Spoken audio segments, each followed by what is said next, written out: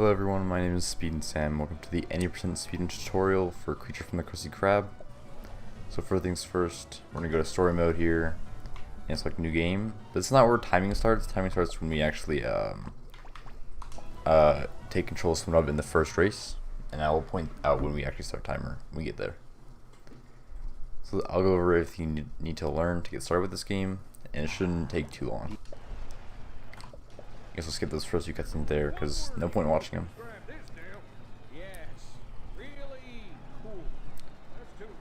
So after this text box right here, there'll be a countdown. When the countdown says go, that's when you want to start timer. So right now, that's when you want to start timer.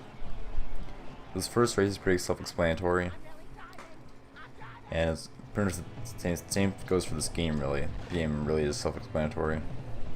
But there are a lot of tricks in this game that I do need to go over. One thing I want to point out for races is that you don't want to turn, like just hold the joystick and turn, because you can see on your speedometer you're actually going slower when you turn. So you want to tap to turn, like tap the joystick to turn, to minimize the loss of speed. It's the only really like strat for driving.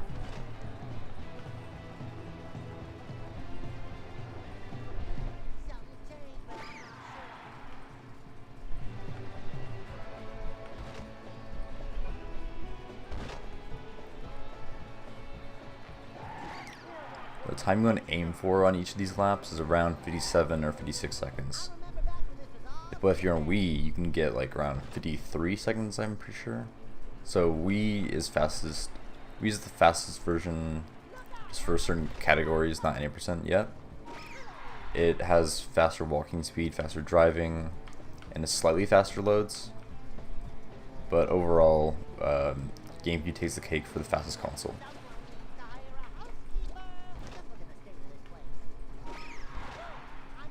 Another thing I want to note on driving is running into these boxes doesn't actually affect your speed, so you can hit as many of these as you want. Just make sure you're taking the proper lines around the track.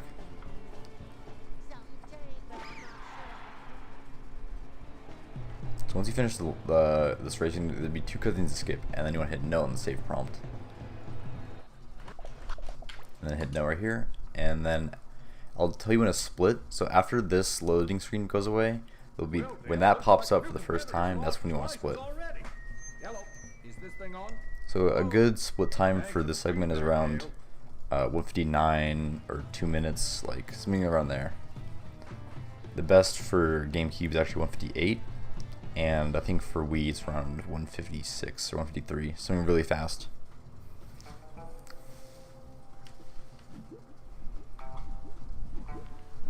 So in this first level, there are some skips I'm going to be going over, but very minimal stuff, since this is like the tutorial level. So after that cutscene plays, we can finally take control of SpongeBob here, and immediately we're going to be doing a cutscene skip. So normally this is a cutscene that plays when we're watching, collecting this Z coin right here, but we don't want to watch that. So we're actually jump on this tire, jump forward, and we actually skip the cutscene. It only takes a couple seconds, but potentially you can trigger this cutscene and the Z cutscene at the same time, skipping both of them, and that saves around like 10 seconds, but it's really hard to get. We're actually been doing another skip right here called winch skip, but I'll explain before we do it. We want to walk up really there's an animation that plays of us learning how to spin these winches, but we can activate the winch while we're learning to do the move, which looks really funny, but like it saves like 20 seconds if we get it. Also try to get here. Like the best strat is like walk up really slowly and spam B. And if you get lucky, you can actually get it, but I have a save state here I can actually load to show you guys what it looks like. Just like that. You'll be doing learning the move in the animation while you're actually spinning the winch. And this can allow us to skip this cutscene right here. Because this text box shows up of how to turn the winch, it actually skips the cutscene. Well, it plays while we can move around during a cutscene. And since we can move around in a cutscene, we can actually do a skip here, which I'll go for. It looks really flashy if we do it, but it's really hard to do RTA. So you can actually stand on the license and it'll carry you all the way up there and skip this whole section. It's really hard, and I would not recommend going for it. Only if you're like at a top level in the game, you should go for this trick. But you should really want to go for winch skip though. That saves a good amount of time, and it's not very good to not get it. So this whole tutorial was pretty self-explanatory. Like, I'm gonna be skipping over a lot of this because it's just like, oh, still jump here and spin the winch. Like, I'm not gonna explain that. It's in the, it tells you in the game. Great work, SpongeBob. You really got the hang of this. That's good. So the next room is actually a cycle for these tires, and it's depending on how fast you actually enter here. And if you have to wait for the tires, it's completely fine, but ideally you just want to make sure you want to get across without getting hit by a single tire. And this is actually a really good cycle. Like, I'm making it over without getting hit. I have to wait for this one a little bit though, which is fine. And now we're learning the ground pound move, which we can actually do to hit we have to hit this button with it. We actually hit the button in a really fast way if we do this inputs fast enough. I didn't get it, but you can like instantly hit the button if you do this inputs quick enough.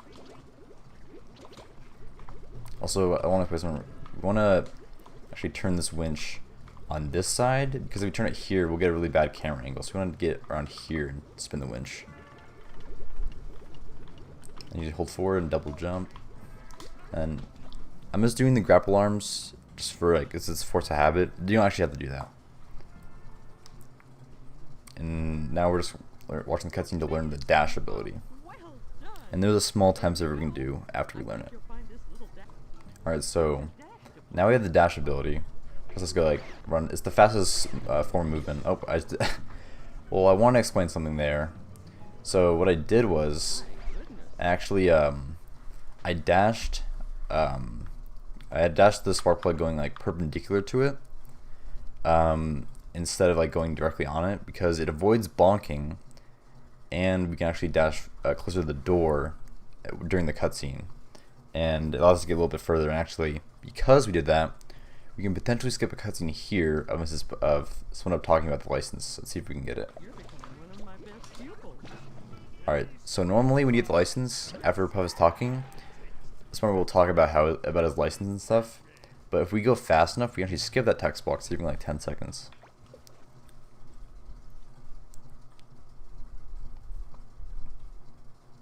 So our youngest competitor's ready for his first real challenge, Dale. Should be interesting, Rick. Interesting. Like grappling with an angry octopus, Dale. So now we're in the Patrick race. The one thing different about this race to the compared to the first one is that there's 3 laps, and now there's boost panels all on the floor. And now Patrick's in the race too, and he'll be throwing bombs at us, and we want to avoid those at all costs.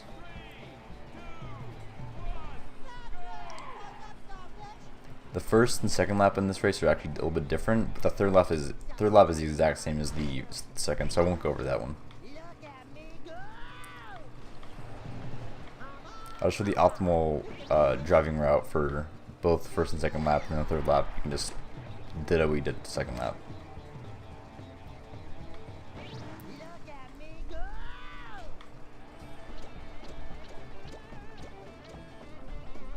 So eventually Patrick can actually knock the bombs that knock you away from that boost panel, but as long as you take that outside turn, you should be fine.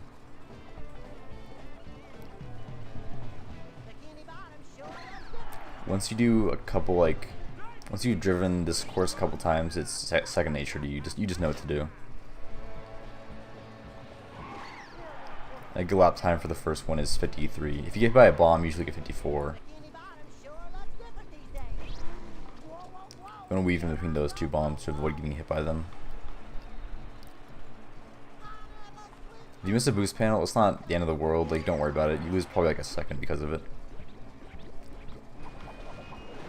Here's the only difference between lap 1 and 2 is this path is now open. You want to hit as many boost panels as you can and turn as tight as you can.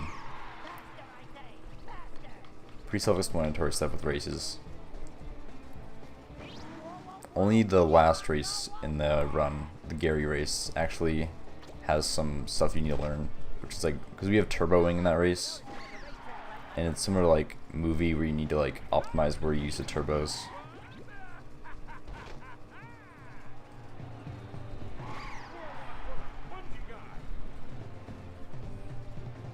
I remember back when this was all Speed. Speed! Faster, I say!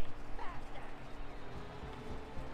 Ah, the Squidward don't So then the third lap is the same as the second one. I'll just skip to the end here, and then we'll move on to Grease Monkey Business. Alright, so now we're moving on to Grease Monkey Business. This is the second platform level in the game, or yeah, in the game, I guess. And this, so we're trying to collect car parts for a car because Plankton had just destroyed our car in the last race, and they're scattered through all of that this level. And we'll be getting another ability at the beginning of this level, and you can actually do a skip to skip getting the ability, which skips a 15-second cutscene. But it's a little bit hard. The timing's a little tough, which I won't be showing it off because even I don't go for it. So for that, we don't actually do the perpendicular dash there because there's no point in doing it right there. So here's where we learn the sand slap ability, which is basically our spin for the game. But unlike battle and movie and toss, it doesn't actually extend our jumps. So like it actually makes us go slower. So it's not good to spin when you jump. Use your sand slap attack against them. Also a small little optimization with the sand slap, which I'll explain in the next room, is that you can cancel the animation and it allows the hitboxes a little bit faster. more unfriendly creatures. All this fighting reminds me of the driving. The dash movement is very important in this game. Like optimizing how extending your dashes, making sure you're not getting hit, dashing as often as you can. Even if it's a small distance, as long as it doesn't take up the time it takes for the charge animation, it's fine. But fortunately on the Wii version there is no charge up animation for the dash, and also on the PS2 version there's a glitch where you can just sometimes not get the dash animation. The PS2 is the slowest console because of loads. Also, I kind of glanced over that, but you want to take note of the route I took to get those gas cans in this room. But here we're going to be doing a skip in this room. So there's actually, I'll point it out, I'll go up here and show you. So there's actually one of the car parts right there. And we're supposed to spin that winch and raise this platform to get over there, but that's slow, so we don't do that. There's actually two ways to do this skip. I'll show you one here. You can either jump on the barrel over there and get on these windows, or you can do this, which is, in my opinion, much easier. So you jump and do the spaghetti arms, which is X on the controller, and you should grab it through the ceiling. It's a pretty awesome skip. But in the next time I will show you the barrel and the window jump strat. You should use your sponge line to get the Something to note with these shield enemies before going in. is that the game mainly intends for you to use the dash on these enemies, but the game also doesn't really mention this, but you can use the ground pound on these enemies too, just slightly faster than using the dash, as long as they're not far away from you. If they're far away, then you just optimal to use the dash. So going up in this room, I was mentioning a way to cancel the spin animation, and it's very useful in this room actually. So we have to break all these boxes. So there's actually an optimal route to break these boxes, which I take, but I want to show off the spin cancel animation.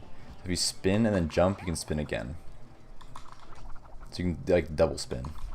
Makes breaking boxes a lot faster, and you have to wait for the animation to stop. But here's the route I take for this room.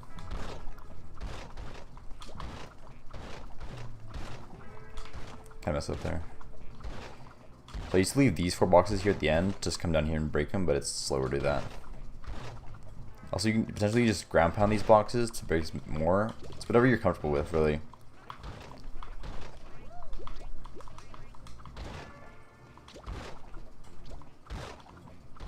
Alright, so I'm gonna show off the other way to do this car part skip. So you actually jump on these windows here. And once you get in here, you can it's kind of hard to be in this window, but you jump forward you can grab the car right through the ceiling. It might be easier just to go for the window jumps when you start, because sometimes the grab with like the grapple arms can be a little finicky. So I recommend just for start, just use the window jumps. It may give you a little trouble because you kind of easy to slide off. Also right here, there's actually a skip you can do to skip fighting these enemies, which I'll be showing off, but it's a little hard. The window's a little tight.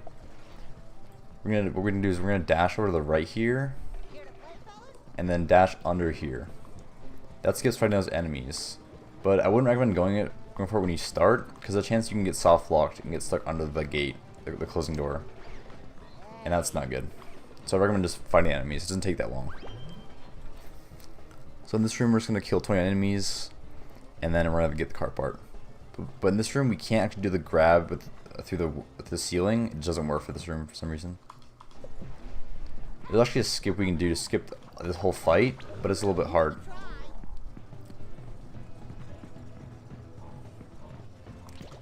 I'll just skip over fighting these enemies because it's pretty self-explanatory what to do.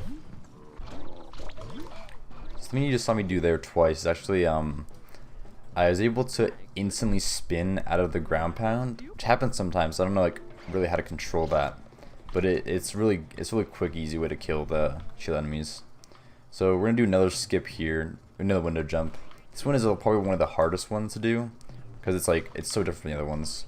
Once you do this third window, which is very easy to fall off. I want to stand here for a bit, but you don't want to jump. It's like normally we've been jumping out straight, but this one you want to jump kind of to the left like this, because the cover is actually a little bit to the left, like that. So you want to jump pretty far out, but to the left a little bit. So that's Grease Monkey business. Pretty easy level, but has some nice skips in it. So now we're moving on to the Plankton race here. Pretty similar to the Patrick race. The first lap is the exact same as the second and third from the Patrick race. Just Plankton places bombs at different spots.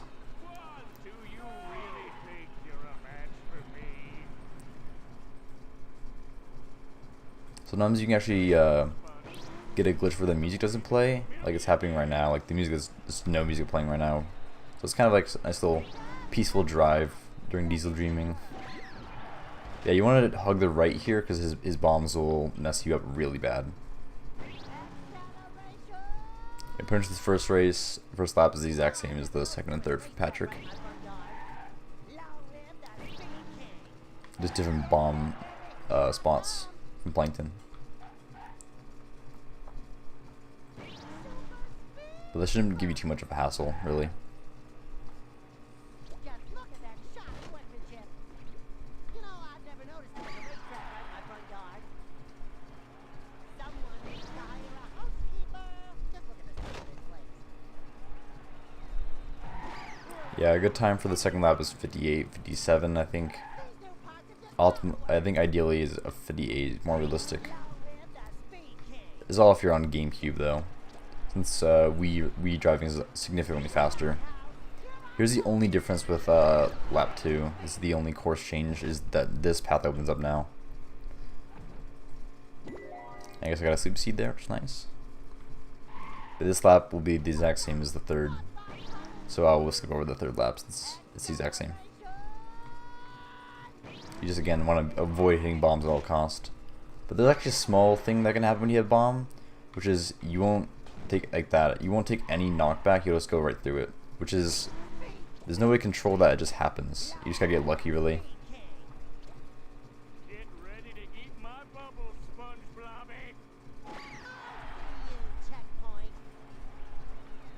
Watch this go! Whoa, whoa!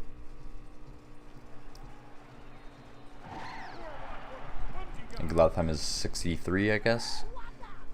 I really don't pay attention to lap times all that much anymore. But if you know you're getting like those similar lap times to me, that's like you're driving really well. But yeah, since third lap is the exact same, I'll just skip to the end and we'll move on to Motor Mirth. So now we're in Motor Mirth. This is the longest portion of Diesel. And there are a few skips in this level, but some of them are really hard, and I'm not going to show them off because one of them actually can soft lock you. But if you want to see that skip, I'll link a video in the description to it. All you need to do to beat Gary is to soup up And I do there's just some small cutscene skips in this level. Sure, there are some places around here that you haven't explored. Just want to dash forward here. Now we're learning the grapple ability with our like the grapple arms. Even though we had the grapple arms at the beginning, I don't think we could have used them to grab the anchors at first. Because how the game works, it's weird. But now we can just jump here and grab this like that. And we'll just turn this winch. So you actually, like, a small little glitch, not really glitch, a little visual thing. Is if like you do input, if you buffer an input after you do a winch, like dash or a jump, it'll like play during the cutscene, which is funny. But here we have to like climb up that and grab grab the grapple anchors up there and hit a button. But we can just grab it from here like this. Like, it's a little hard. Or it can be hard because hit that. Want to hit the button at this angle, so you just instantly dash off here. I guess I'll probably explain some things with dash movement. It's kind of hard to make tight turns, but we can if we kind of hold, like, if we kind of turn down, like have angles off of down, like down left, down right. It also make tighter turns, because otherwise it's kind of hard to make turns while dashing.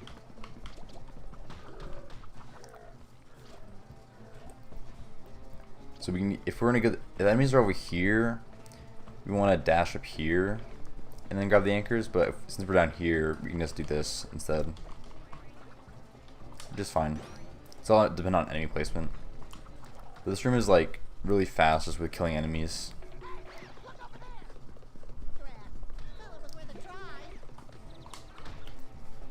So if you let go of dash at the right time after hitting an enemy or bonking on a wall, you can cancel the knockback sometimes. The timing's really tight.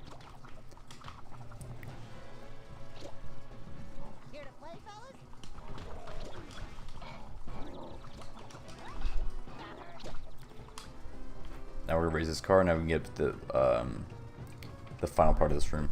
You're becoming one of my best pupils.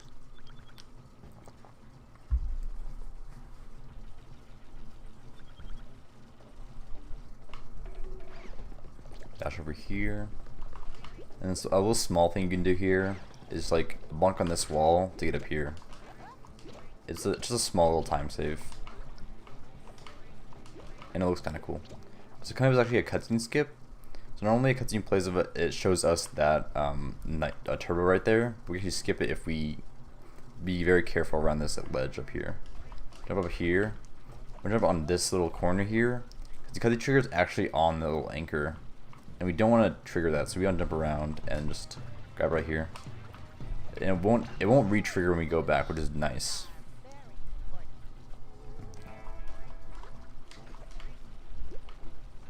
And now we're in this room. Some more breaking boxes. You can either ground pound or spin these.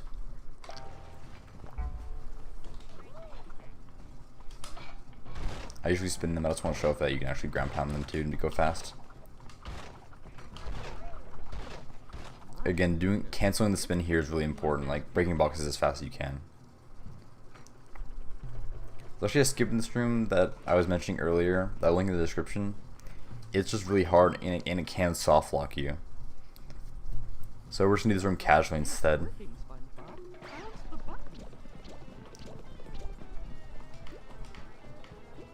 Hit this button. We want to like have a certain angle when we get off the buttons, like the way I'm facing too.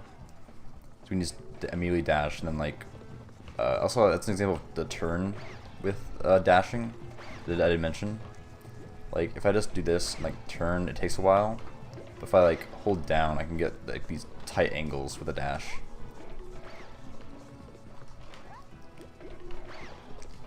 Enemies in this room are actually, you don't have to kill them at all. They're just kind of there as an obstacle. And you need to turn around there as I hit the button. It's like this dash forward immediately after this. You only have to do that. If you do like this, you can just charge it up and turn around like that. But it's just something I do. Actually, you don't want to dash over this because you actually bonk like that. So you want to just stop your dash right before that. So this is where a small thing optimization came in from earlier. There's these spark plugs in this room, and we're gonna want to hit them in an optimal way. There's a cutscene skip in this room. I'm not exactly sure how to do it really yet, so I'll link in the description though. It skips this cutscene right here. Me off, huh? But no one can stop Speed King SquarePants. So now we have to hit these spark plugs over here. Dash that spark plug. So before you start walking over here, those platforms are falling down, but if you dash along this side here, you actually just be faster than falling, so it's nice. Here's where the dash movement comes into play. Dashing on the side will not have you bonk. And makes for faster spark plugs. This room's moving can be really cool if you do it properly. I'll try to show it off here. Like that. The movement can be really awesome. It's a really good, I guess it's a feature. But like, it's cool, like, oversight and with how dash works.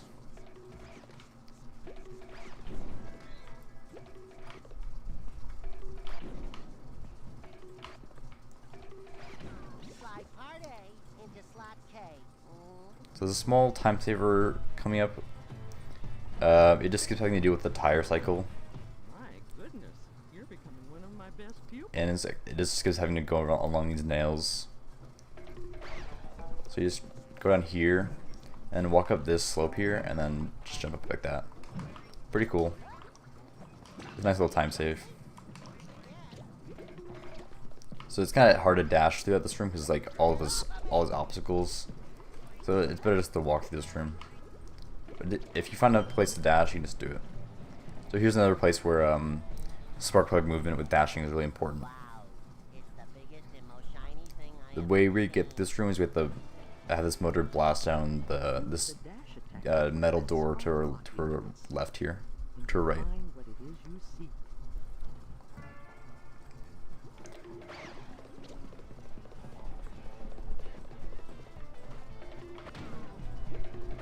And like you can just see the dash movement here. It's very satisfying actually, getting optimal dash movement.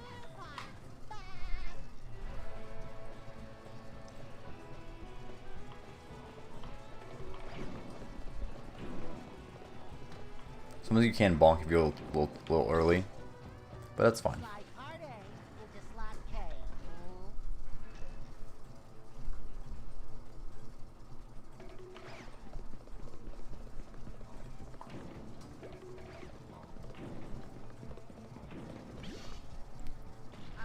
Just follow what I do in this room. Movement's very good though. Like, creature's a really nice movement once you get it down. That bonk usually happens. It's kind of hard to avoid it. But right here, you can do a small little. If you dash this, then move towards this elevator that you're supposed to activate, you get closer to it. Even though it doesn't really save time because you still have to wait for the elevator, it just gets there faster. So you don't accidentally miss the cycle for it to go up and down.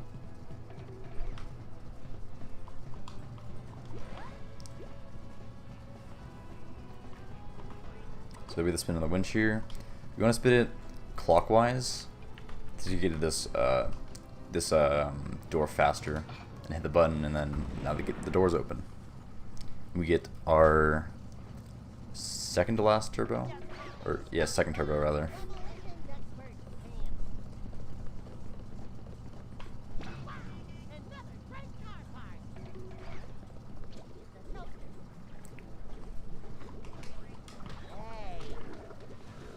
What you can do right here to save a little bit of time is just skip the first anchor and then jump across like that. Grab the second one.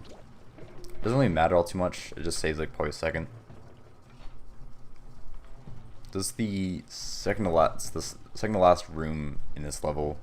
After this, we have to fight a bunch of enemies and get our last nitro.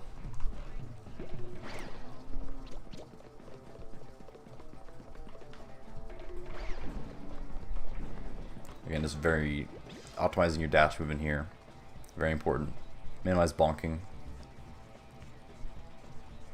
That's all throughout the run. Like even the Patrick levels, you want to optimize dash movement, not bonk. So we have to kill some enemies out of this truck here. Here to play, fellas?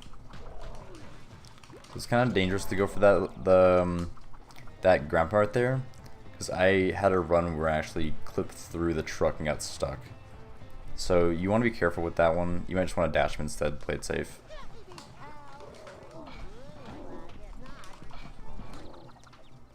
Alright, so now we have to move the spark plug here. And then we can move up to the top.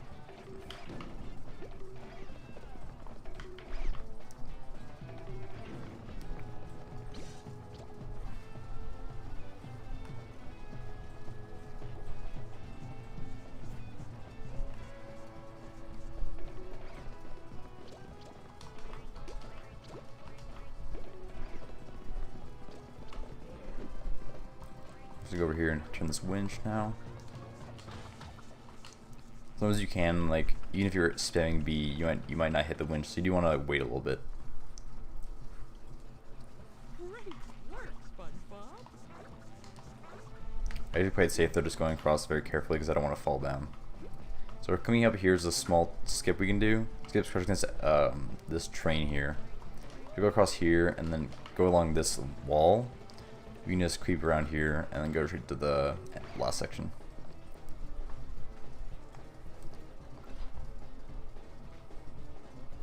Now we have to fight a bunch of enemies to get this last turbo here, and then we'll move on to the Gary race.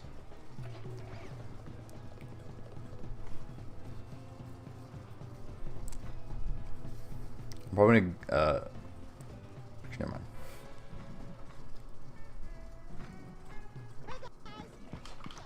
This fight is actually pretty self-explanatory. Just kill the enemies as fast as you can.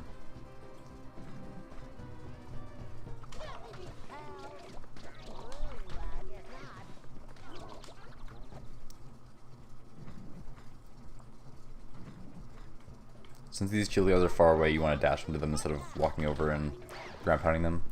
Except for this last one, since he's so close, you just ground pound him.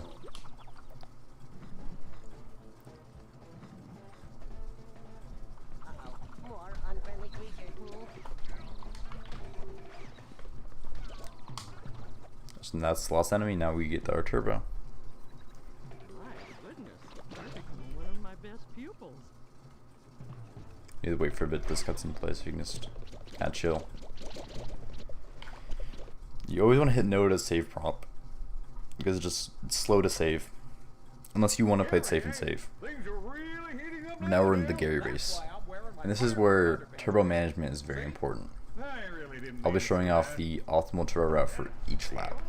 Even though the second and third are the exact same, I just want to restate that when you use turbos, it's really important. So starting off here, we're just going to use a turbo right as the race starts. And that'll give us enough distance to get to this first one. It's like optimizing when turboing between two boosts.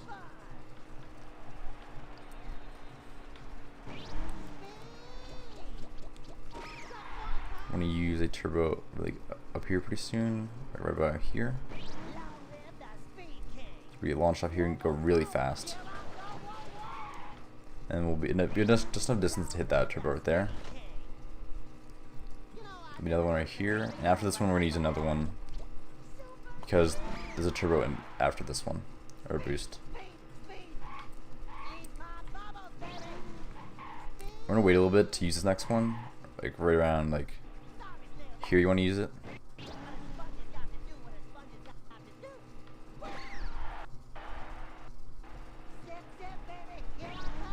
And then at the end of this, we're going to use it off this ramp.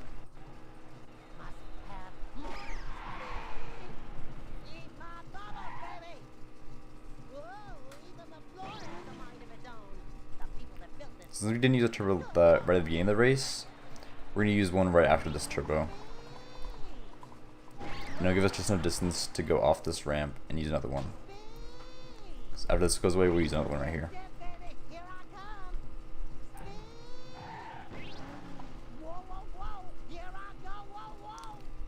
And from here on, it's the exact same as last lap. Use one right now.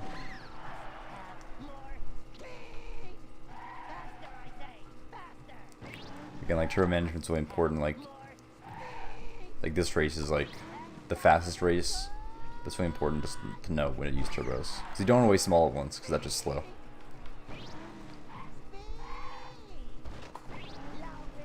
So you want to be going max speed as often as you can. If that lap was really good, 56, that's a really good lap time.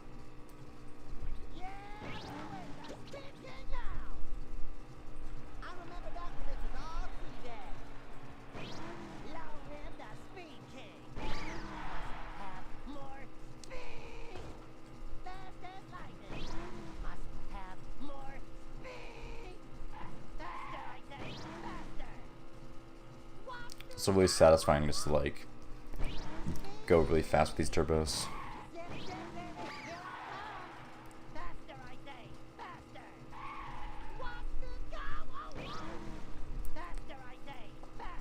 And we're almost into the race here, and then we'll move on to one of the most important levels in the run.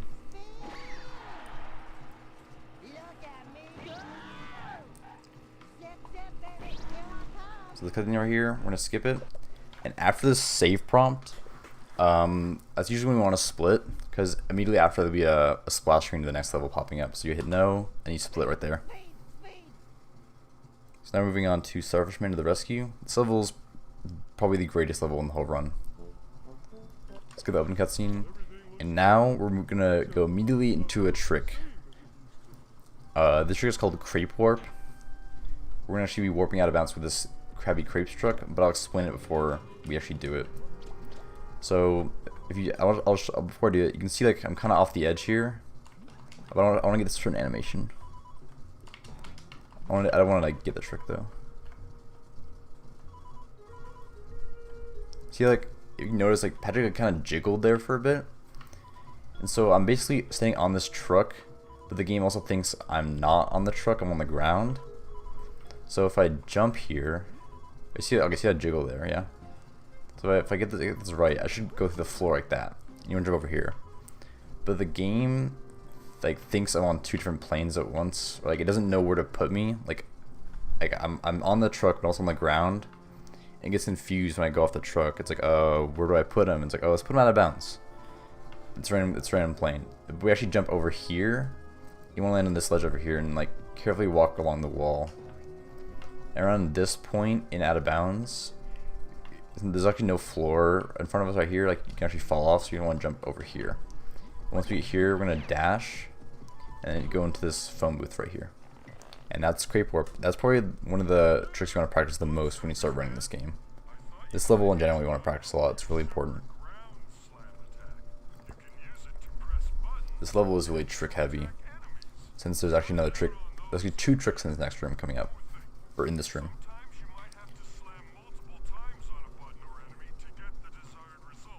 Even though the phone guy says we're gonna hit buttons, we're actually not hit buttons at all. So there's actually a cutscene skip, or a cutscene of Dread Patrick talking and some enemies spawn. But we don't want to watch that, so we're gonna jump on this phone booth here, or this light here. We're gonna jump past that line, that little box of Z coins there. We're actually gonna jump over to it. As long as like you don't want to be too far in the light post, because actually will activate the cutscene. So like you want to be kind of far back. And now we're gonna do another skip here, very easy skip. Let's jump up here. But one thing I want to explain before you go into this phone booth is the Bluster Puff move. So actually, there's normally an animation of Patrick climbing into the phone booth, but we can skip it by spamming Bluster Puff, and we'll instantly go to the phone booth just like that. It takes a few seconds for each phone booth throughout the run.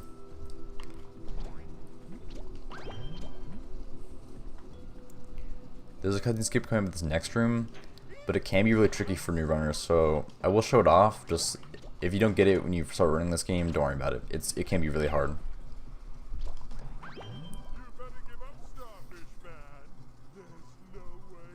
It's not this cutscene, but it's the one about this phone booth here, because this one's one of the longer phone booths. So we get on this little post here, and we kind of aim directly ahead. Want to pull forward and double jump, and we land around here. We should skip the cutscene. You want to hug this little like left part of the fence there so you don't activate it again. And normally we're supposed to blow 3 of these fans, but we're only gonna blow 1 since that's all we need. Jump across like that, and then that's this room. The room's very quick. But it can be one of the harder ones because the foam booth skip can be very difficult. And this next room is an example of dash movement. Like, it's very important to optimize your dashes here. Might be one you want to practice, just dashing in here. It's very important. So again, we're going to jump into the phone booth and spam Bluster Puff, which is X, and we'll skip the animation. So in this room, we're going to actually be blowing out all these posters. There is a skip to skip this room entirely, but it can be really difficult because it involves getting a boost off an NPC, and it's very inconsistent. So I didn't even go for it. And it only takes like 20 seconds.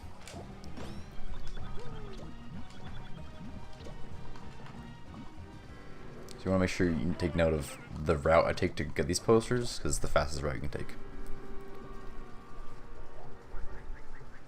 So a small little time save here on this conveyor belt is just, or I guess the like little bridge is jumping across. When you get to that third Z coin, when like 3 coins left, you can jump across and make the jump. It's pretty cool. And this is where another example of dash win is important. Not blocking these boxes. It's very satisfying to get that, but it can be difficult.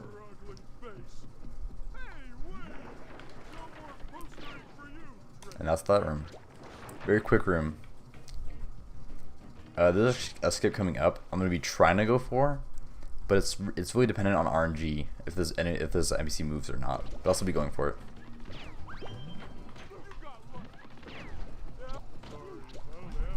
It might have been that bunker that might have costed me not getting the trick. Also, these getting hit there is not good. So I might not get the skip, but I will have a link to it if I don't get it.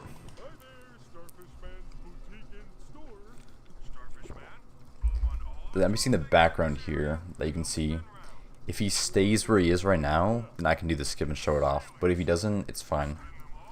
It does save a minute. It's more of a, I guess, world record strat, because it's very RNG dependent. So he's actually moving, so we're not gonna go for it. Since if he stayed still, then we would have went for it. But for these trees, we're gonna use the Bluster Puff on the kind of the edge here, because it actually fastest to blow in that way. No idea why. They just turn faster that way.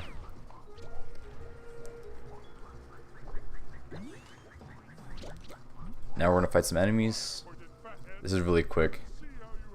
You just dash forward here and then just use Bluster Puff on all of them. It's that quick. It's kind of pathetic. So now we have another phone booth here. This room, the reason that the skip that I'm gonna show in the description, this is a garden room skip. It takes so much time because there's so many phone booths, and also just like doing the stuff in this level. There's so many cutscenes and stuff. It's so slow. So the skip stays like a minute. The best time for this section, which is Growth of a Hero, is 6 minutes. But I think when you start, you might get like 9 minutes. Which is fine. It's gonna take you a few tries to get Crate Warp. So something you can do here. So like, there's actually a tab we have to pull there. If we get around here, we just get like warped towards it, or like pulled towards it. It's pretty funny. Just want to dash up here. And here, this is actually optional, but it's a little bit faster. Just avoiding hit with the smoke, just go down here.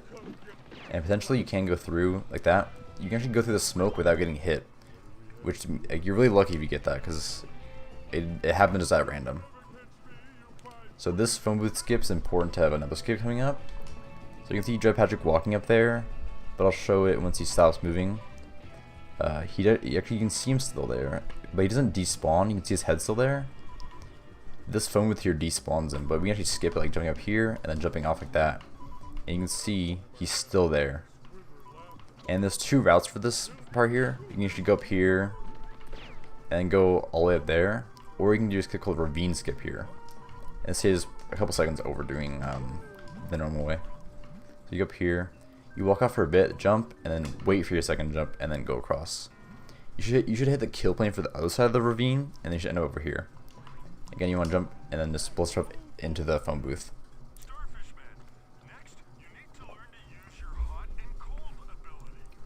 Since we skipped that phone booth, you can see it still activate. You still see active over there. But again, it doesn't despawn Dreaded Patrick, so it skips having to hit this button over here, which I'll show it though. This button knocks down those enemies.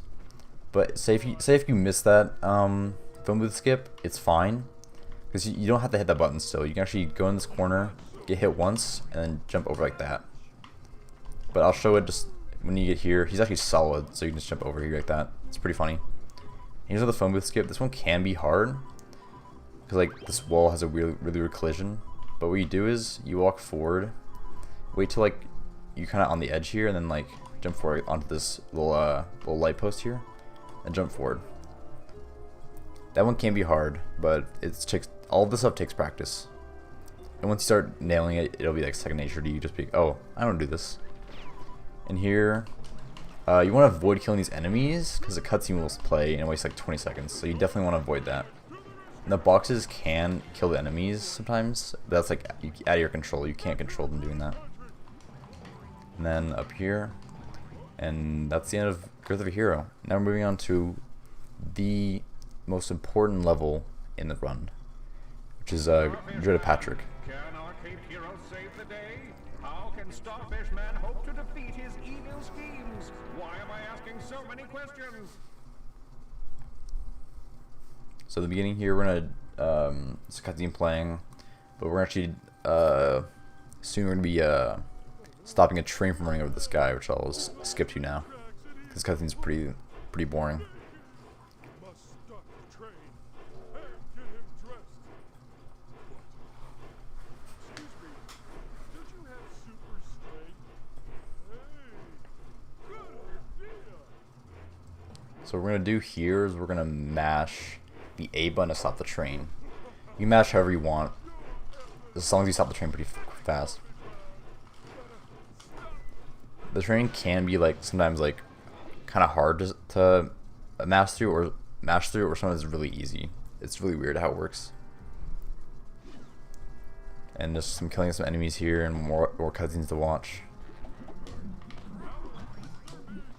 So you can kill the enemies through this little wall here, because the collision's weird. Again, if we use the bus drop into that cutscene, it skips the animation of Patrick jumping in. That one's a little tougher to get, but it all takes practice. I'm not going anywhere without my clothes. Never fear, naked citizen. I, Starfish Man, shall find your clothes, and you will be embarrassed no more. So now we're gonna be going into this is called Sock Room, and we're gonna be doing some cool skips in this room. But you just want to take note again of my dash movement. That's one thing you want to take note of all throughout the run.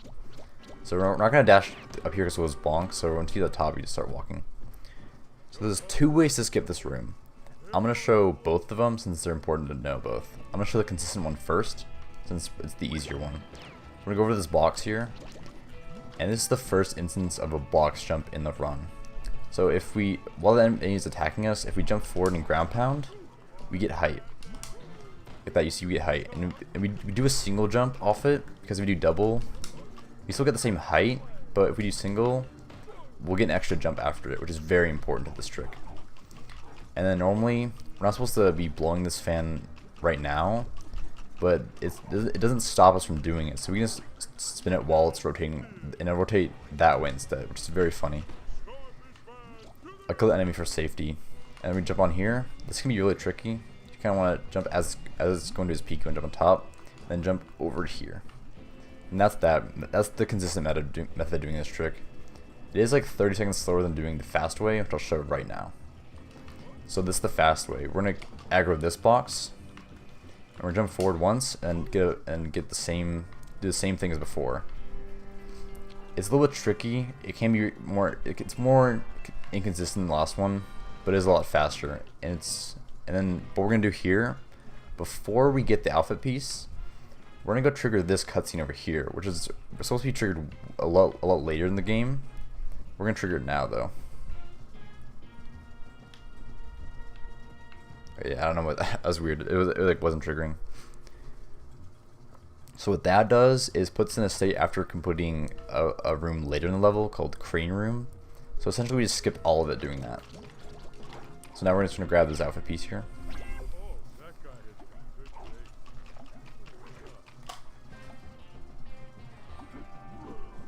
today. Gonna kill these enemies in here.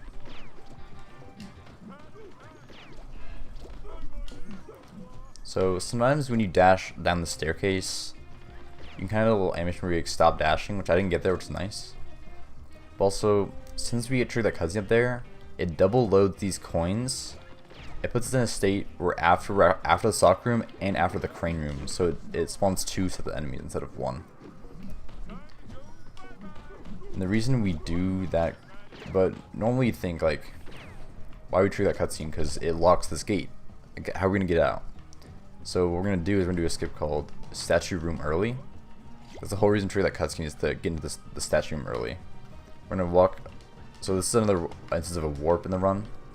This one can be a little bit harder. Actually, I think it's a little easier than the first one. Kind of inch forward a little bit.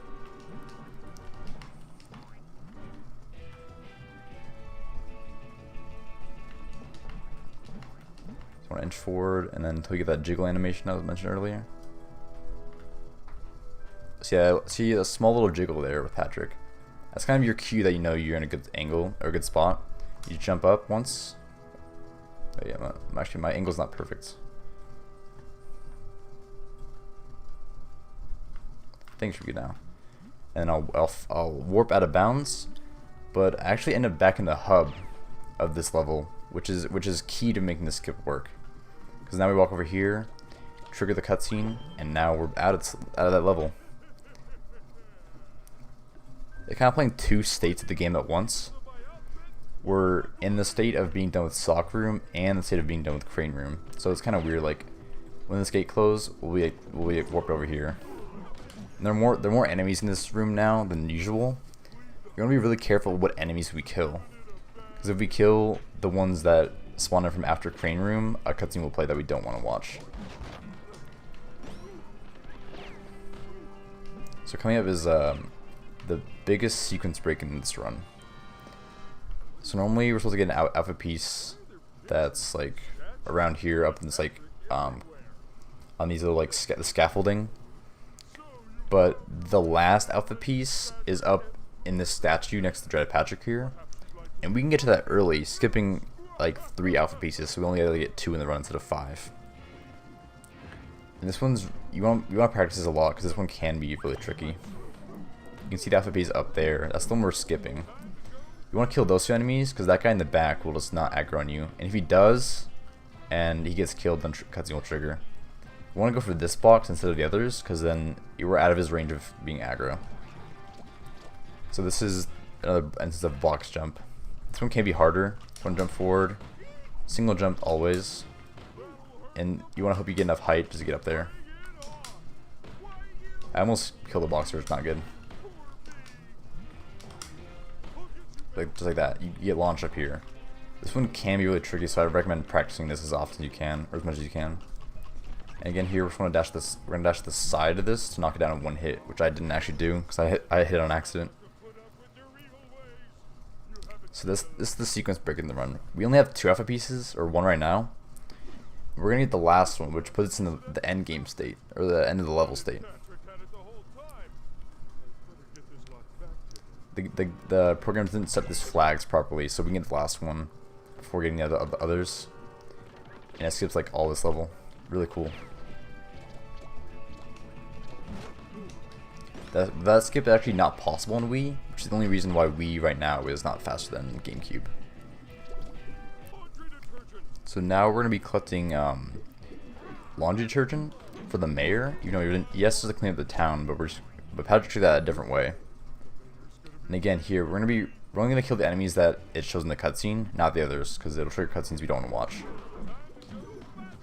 And we just stand where the laundry detergent is before it spawns in. But again, you want to be careful what enemies you kill. Don't kill more than you have to. Like, don't kill this guy. Just let him just chill. That's all the laundry detergent right there.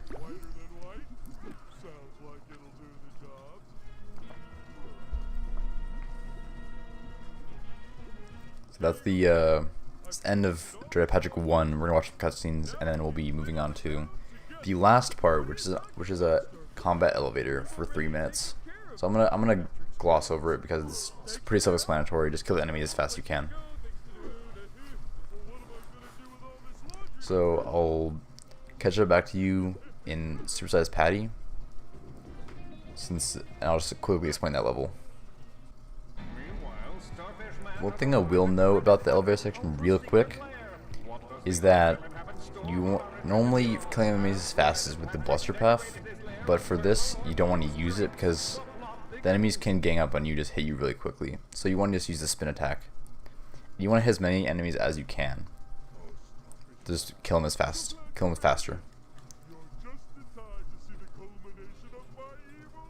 Yeah, I'm just gonna gloss over this section because it's really self-explanatory. Just kill the enemies. So right here, you're gonna wait for this cutscene to play a little bit before you skip it. If you skip it too fast, you can't skip this next one. And hit no and split. So Supersized Patty is actually a level that you pretty much play how you would casually. So one thing you want to note is that you want to hold right the entire time, and I mean straight right, like not like up right or down right. Like you want to hold straight right the whole time, go as fast as you can. And you want to minimize like bonking on stuff and not avoiding stuff you don't have to do. So that's pretty much all I have to say for this level. So I'm just gonna skip over it and move on to Alaskan Billy Trouble. Also, one thing I forgot to say is that you want to avoid also just freezing the patty like that. Doing that is really slow, so just avoid doing that at all costs. A good time for this level to aim for is around 21 minutes, 22 for starts.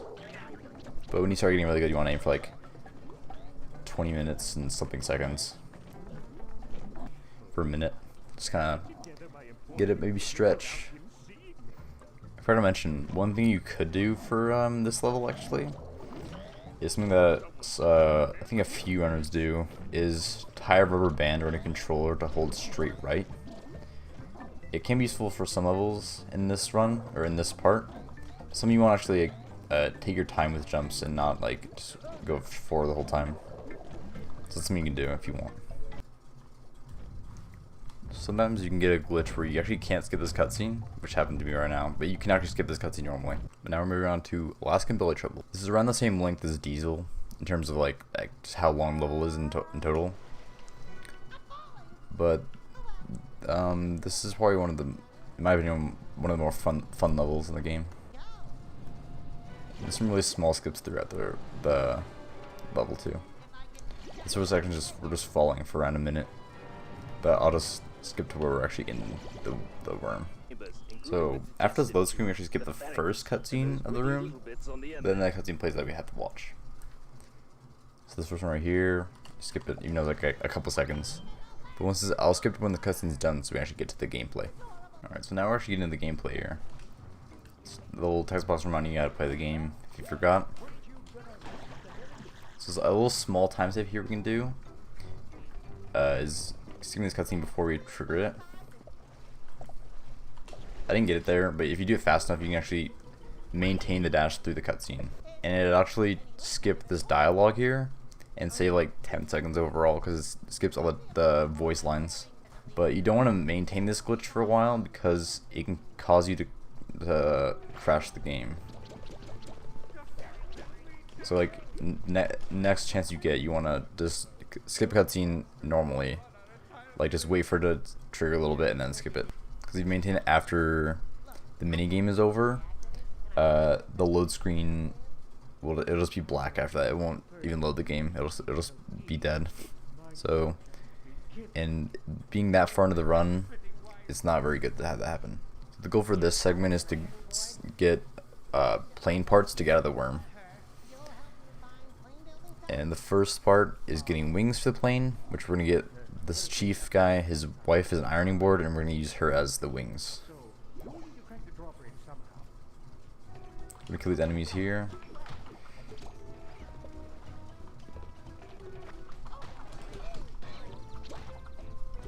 On Wii version, you actually skip fighting those enemies and like skip this winch, but it's not possible on the GameCube version because on the Wii version you can stand on enemies, but in this version you cannot. So that allows for more skips in the Wii version.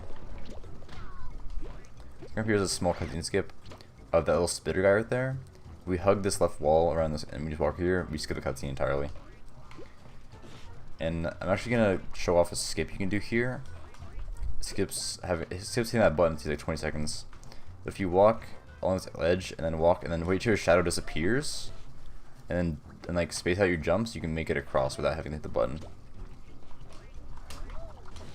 It's a little bit tricky. So maybe I wouldn't recommend it going for your first run.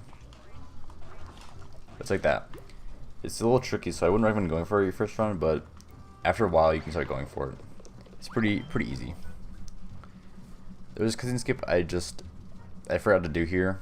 We can skip this animation, this cutscene that's playing right now, by carefully moving around it and hitting all these little cranks. So we're gonna go against this wall here and jump up and hit that like that, instead of taking the grapple path.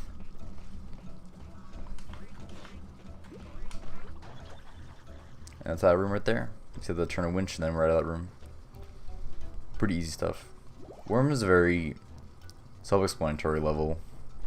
There's not, like, at least this first part is pretty self-explanatory. Just trying to move fast and doing the required stuff as fast as you can.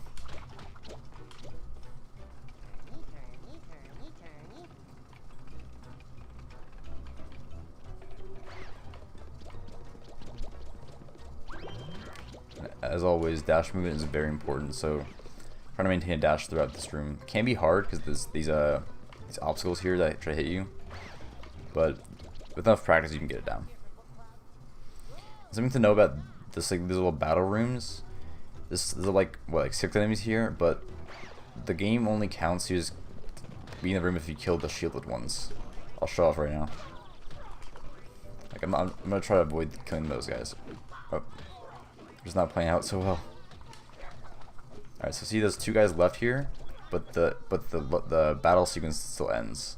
So you really only have to kill shield enemies. There's a little bit of an oversight in the game developers when they're making this game. So you can maintain a dash all the way throughout this part, but I messed up because I had a bad camera. So we're doing there's an optimal route to save these villagers here, which I'll show right now. So we go for this one first, and then we go over here and we grab this grapple right here and save this girl, and then we go get this one right here. Very fast.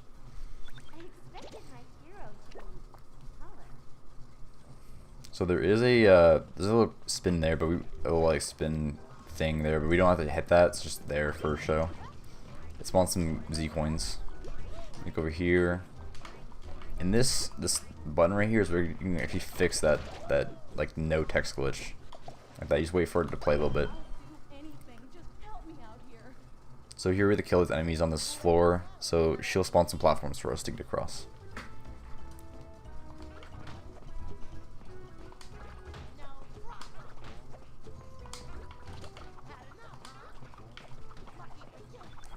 Alright, there we go. She spawns some platforms for us to go hit another button. You can just like dash across all onto the tomato right here.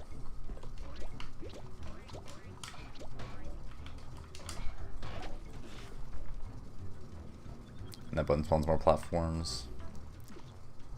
There's not a whole lot to this level. This whole game is a lot of cutscenes though. And it's pretty long. But this tutorial should let you beat this game in 3 hours or less. So we have to hit that, spin that little thing there, and then we have to turn this to raise these platforms to go hit another button.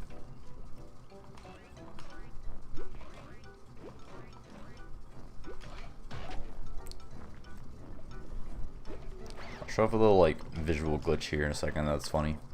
If I spin right here, I think. Oh yeah, I think it's up here. If I spin, and then try again. I'll be in the falling animation while walking. I can dash while doing it. It's really funny, but it doesn't do anything. It's just a visual bug. So we're gonna save more villagers here, and there's an optimal route we can do to save them like as fast as we can, even though they are like all across the whole room.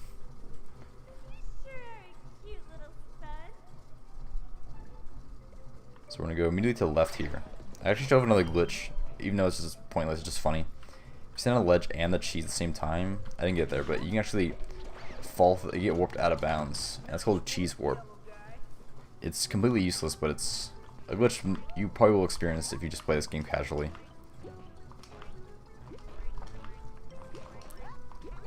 You're on my Christmas card list.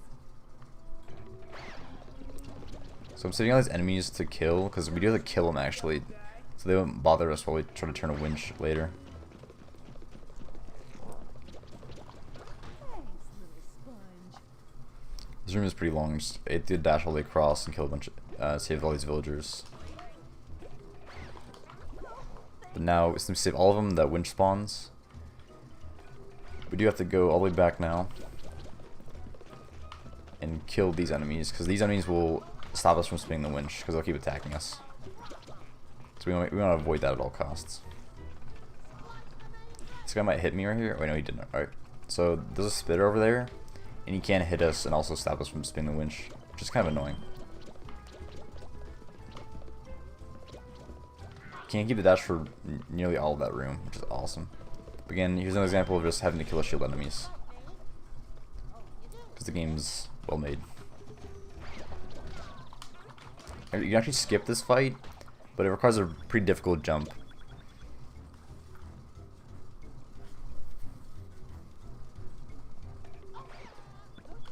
One thing I will do, I forgot to mention, a link of a playlist for all the skips that are in this game if you do want to watch them over again.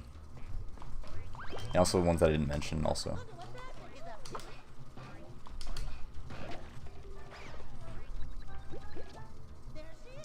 There's the ironing board we're going to save. So the camera almost always turns around like that. And skip hitting those like anchors and that bouncy thing, we just jump around the corner.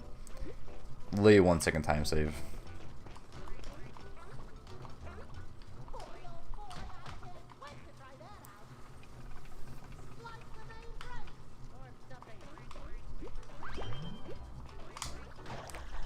We're going to fall down as we hit that so we can get down here faster. And then we just want to make our way across here. That was a weird, also I jumped too far. That was a weird camera though. You don't want to jump across that one, you just want to grab the first one. You actually take the last one though to jump across like that.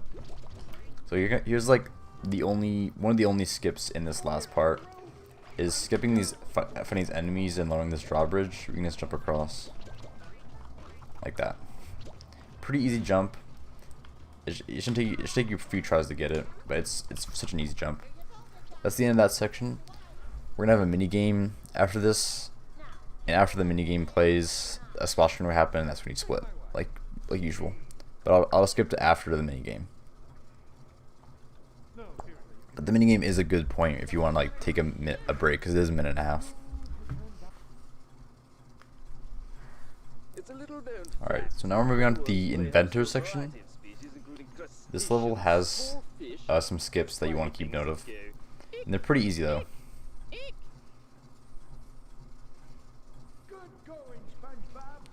So starting off, we're going to have to do some platforming to spin a winch, or turn a winch. The big cheese said his wife was always supportive. What now? Is that enough stuff? Can we take off now? Please, please? There's a lot of cutscenes that play here, but I'll just skip them. I'll skip over them so you just get to focus on the gameplay. So first you have to have the cutscene. The optimal movement is to go up here and then go on the platform. But alternatively, if you want, you can jump on his head, jump up here, and then jump on here.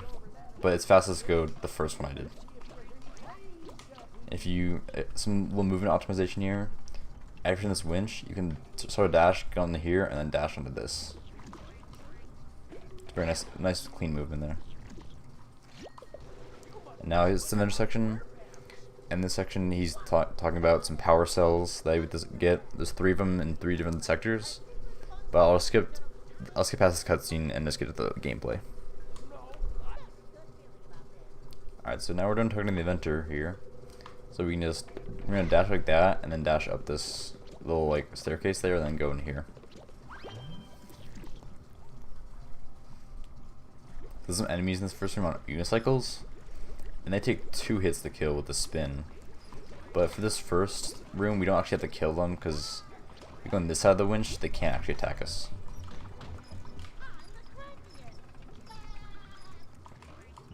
But you can kill them if you want, if you feel more comfortable killing them.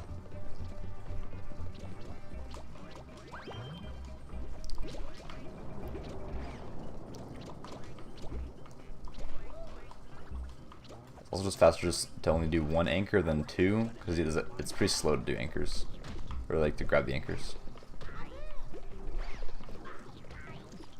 So there's a small cutscene skip you can do here. I'm not very good at it, but I'll try to show it off. I'm not sure if I got it at all. I didn't get it, but you can overlap those 2 cutscenes and have just 1 play. The skip is in the playlist in the description. But you don't have to kill these enemies yet. You have to spin these 2 little winches and then kill the enemies, because then that winch will spawn. That unicycle guy can be in your way sometimes, but only attack him if he aggro's you.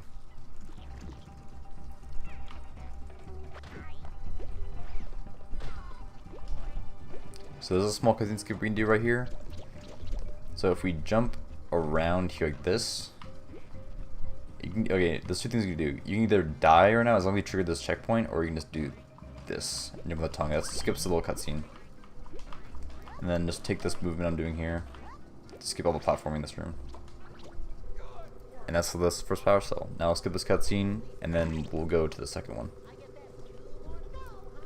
Okay, so this is actually a short cutscene, so we'll just get right into the gameplay again. Only the first cutscene is pretty lengthy.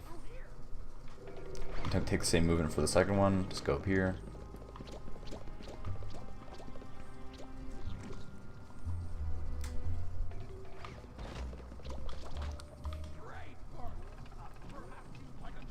So this power cell room coming up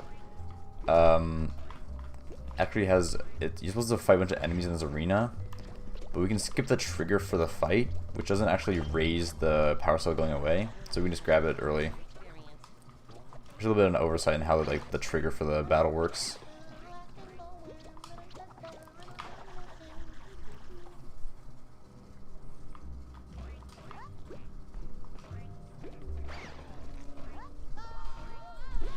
You can actually maintain a dash all throughout that, which is kind of hard though. So here's another room with the open up this door. And that's where we have to kill some enemies. And we can't forget to spin this. That's really important, because otherwise this room really doesn't work. Should kill all the enemies though.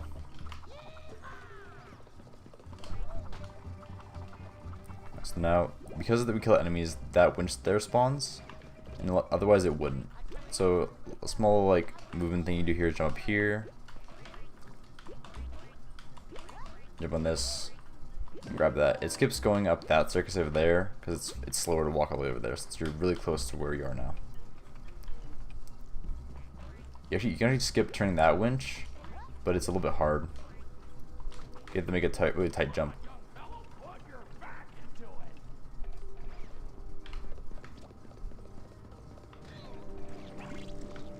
Okay, that's that room. Pretty simple. Like this level itself is really simple, but here's coming up is a skip. You might want to make a save state here if you're practicing on an emulator, or it's like you might want to save back at this save point, because this skip can be hard. But you want to jump on this little part here and jump around like that. Very easy. When you're starting out, you might miss it, but it's fine. But that's that skip. Very simple. And it saves like maybe 40 seconds, because fighting enemies is pretty slow. Now we're gonna get the last power cell. And there are some cycles with these platforms that you want to make, and they can be hard to make. So it might just be better just to wait for the cycles instead. But I'll show it off going for the fast strats.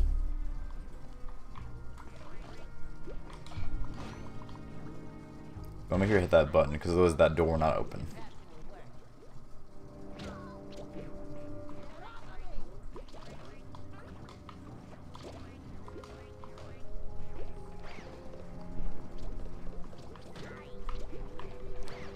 So this is the room with the cycles. You want to jump on this one as early as you can.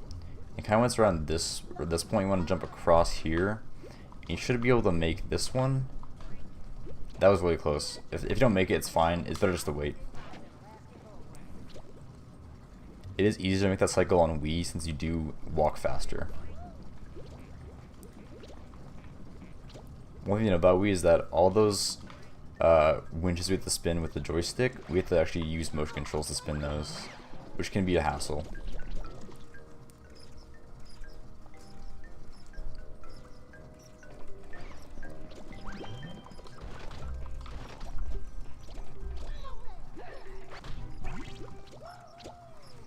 So yeah, actually have to put 2 of these like battery things in the door to open it.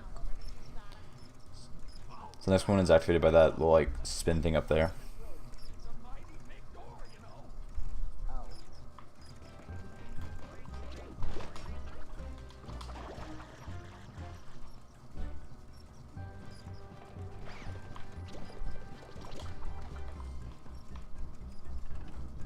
Come on. Yeah, I knew that guy would knock me off. It's fine.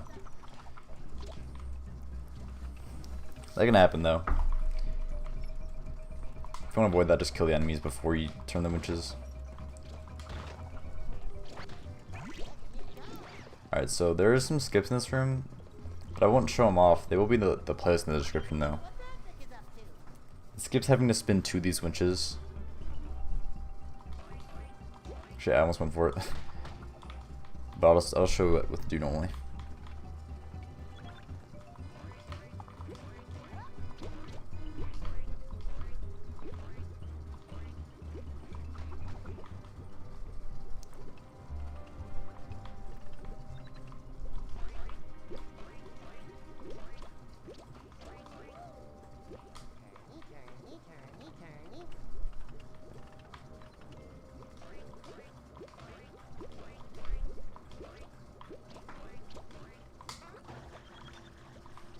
You jump on that little platform early as the cutscene's playing.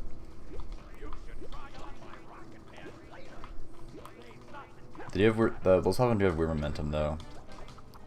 That's the last power cell. So now cutscene will play, and then after that minigame will play. But I'll cut back to where we're going into the last section of the rear. Alright, so now we're heading to the rear, the last part of Worm. It's also the shortest part of this whole level. There are a few skips we can do also. I'll be showing off all of them, or as many as I do. The ones I didn't show off will be in the playlist, per usual. I'll dash over here.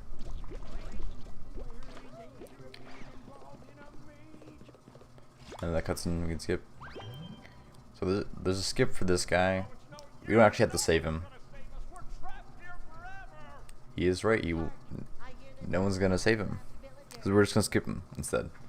This jump actually can be pretty hard. So if you don't want to go for this when you first start out, it's completely fine. You want to go around here, do this, and jump across. You should make it on the edge. A little movement you can do is if you fall off and then grapple, you dash and cancel the animation of the dash.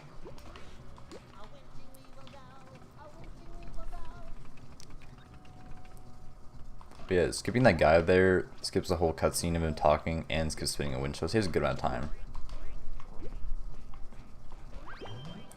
And we're also gonna skip saving this girl because it's slow. It's really easy jump over there.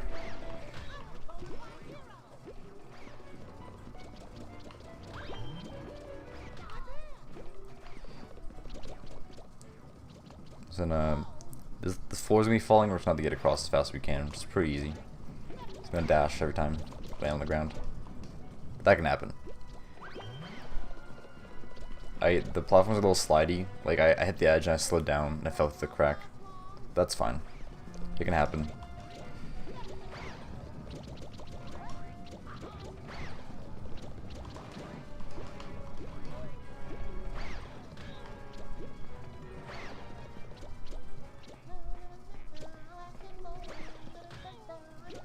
So dashing in certain spots can just make you bonk because the collision on the floor is really weird.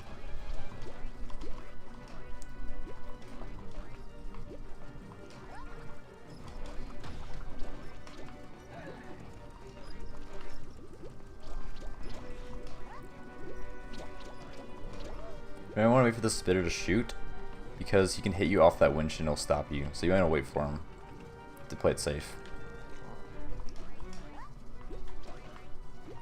The skip we can do here, but it's Wii exclusive, and I'll have a link to it in the description.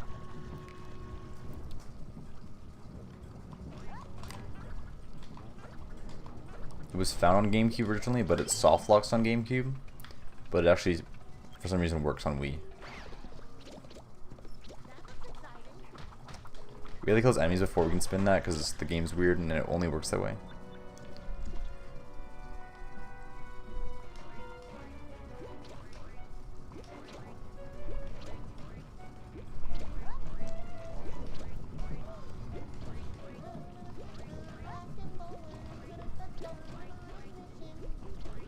So the reason doing that, skip I mentioned soft locks, is these enemies don't spawn. And that means you're stuck over here, which is a bunch of, that's like nothing. But on Wii, doing the skip does spawn enemies, so you can actually do it on Wii. It's like 35 seconds.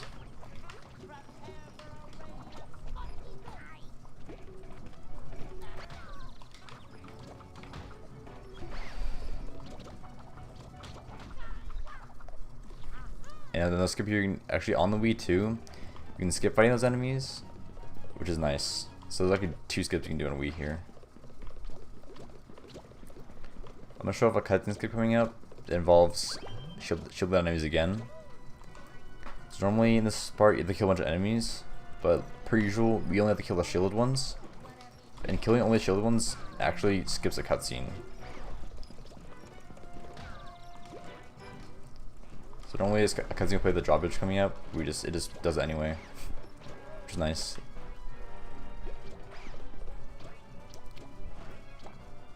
One dash around here so you don't get bonk. Climb up here.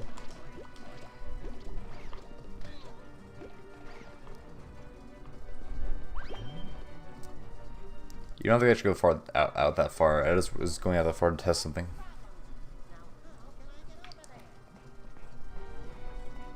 So we can do a small little like dash cancel coming up. Like cancel the animation. So again, I'll start, like what you do is you fall off and then grapple, and then you land. If you dash, you'll cancel the animation. It's a cool little time save, and also just like it's a faster way to just do the dash there. If you miss it, it's fine. It doesn't like lose you that much time. Maybe like a second or a half second. You gotta save those frames though.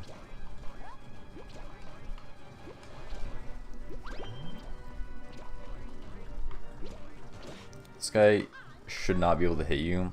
He usually spit at you as you're going over here.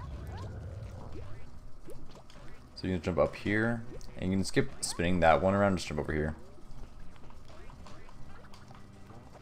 We're gonna go over here and activate that button. Enemies are just there for a distraction, just an obstacle.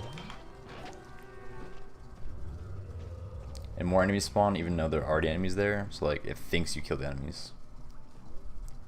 But there's like the same amount of enemies before. Cameras, that was weird. Camera like went to the floor.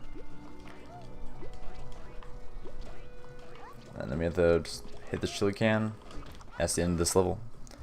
We'll be doing a mini game and then we're done with Worm.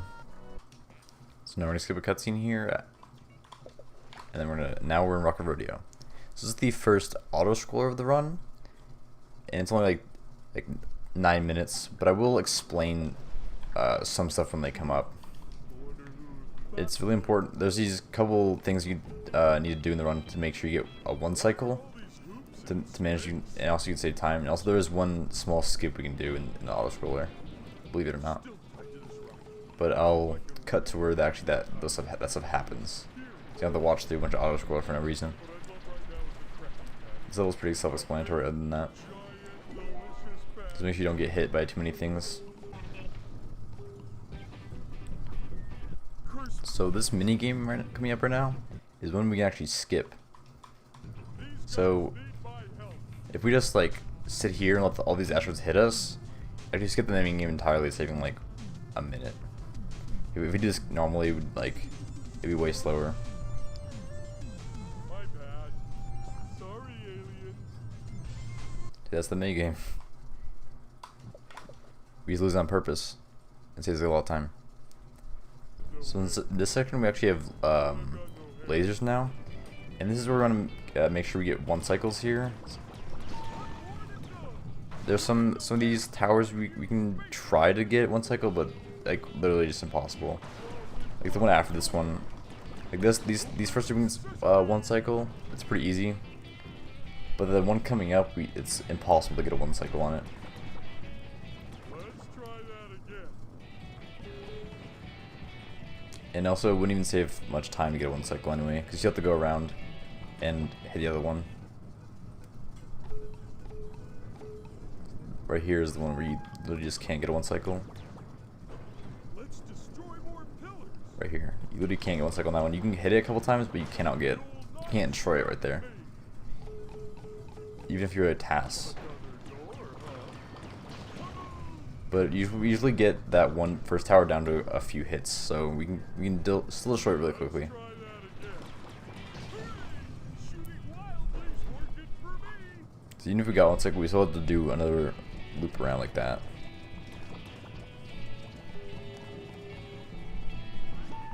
Another door, huh? So here we have to fight through these hoops. Pretty self-explanatory. It even says in the game. I have never flown before. I'm king of the hoop flying.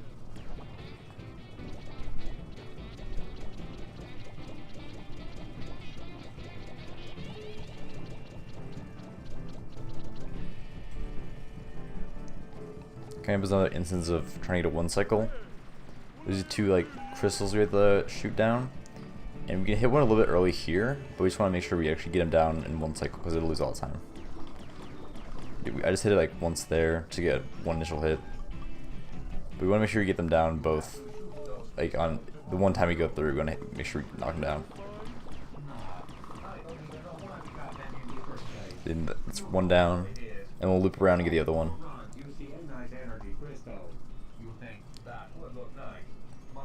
If you miss 1, it's not too bad. Then another loop around, losing some time. You just want to really make sure you get these. There you go.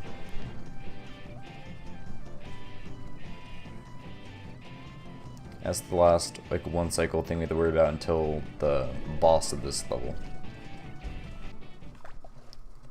So here's coming up is the boss of this level, and this is important to get the 1 cycle. But it's fairly easy though. But one strange thing about this section is normally the game's in 30 FPS, but this section's actually in 60. No real explanation why they just decided to do that for this 1 section, and another one later. Just take note of like how I would attack this boss to get 1 cycle.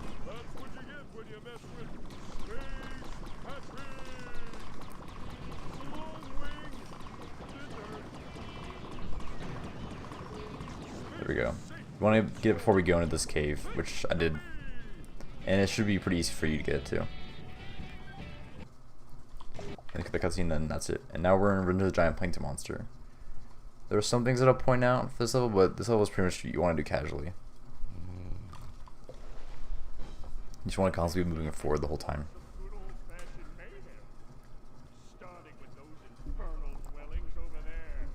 My atomic-powered eye sees their abodes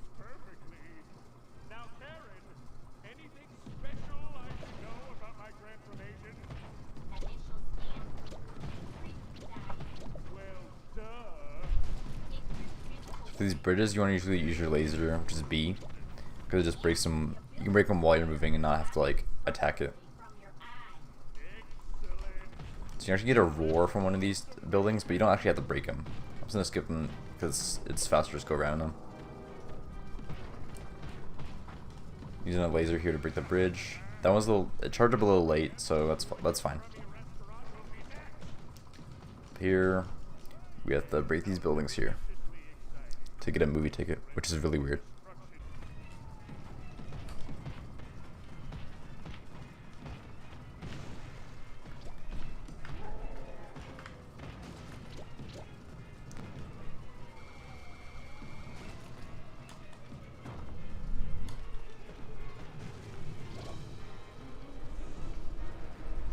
So again, just want after you're done breaking the buildings, you're gonna grab the ticket and walk over here.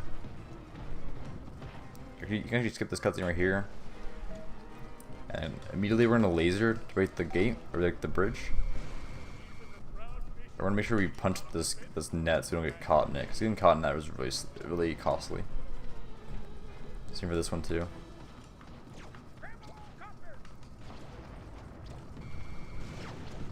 So now we're gonna knock down this sign here.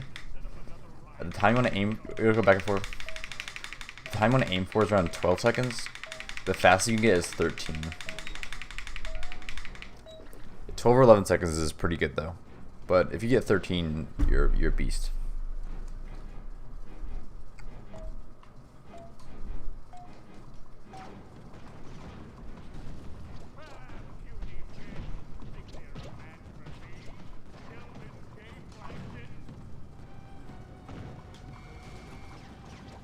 I'm going out of my way to grab this roar here because it makes this upcoming section a little bit easier. You don't have to grab it if you don't want to.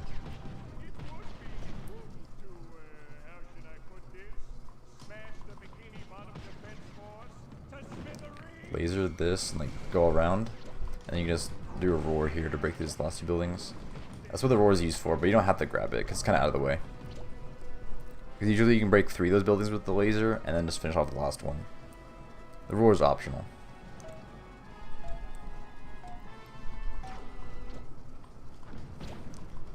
So coming up is there's a thing called Mount Fishmore here, and we're gonna try to get it all with one laser, which is pretty easy. I just want to show it off how to do it. If you don't get it with all the one laser, you can actually just punch it to break it. So it's not really that costly if you miss the one cycle. Just stand around here and laser, and then make sure you get all of them. It's pretty easy.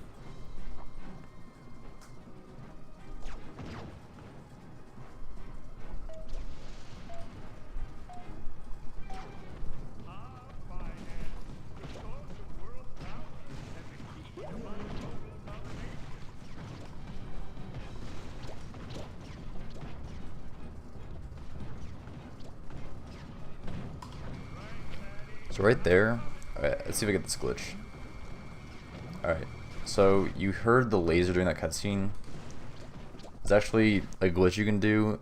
On the first frame you enter a cutscene, if you laser, you'll have a laser shooting infinitely. But it goes away after you enter another cutscene. But it's pretty useful if you get it, but the timing's pretty tight. But, so there's a minigame coming up, and this minigame you actually want to do, because it's fastest to do it. But I'm going to skip over it for the tutorial sake, but just know that you want to do this mini game because it's slower. It's slower to actually just wait. It's faster just to do it. Now we're entering the second half of Run to the Giant Plankton Monster. This section is a little bit longer than the first one, but there are some things you want to take note of, like because this part introduces like these energy towers, and you can actually it's intended for you to destroy them with the laser. But you actually destroy them with the stomp if you're far enough away. Well, if you're close enough, rather. You want to destroy this one right here in front of us. And just keep going forward. Avoid killing these things by breaking these things by walking around like that. It's because it's slow to break them.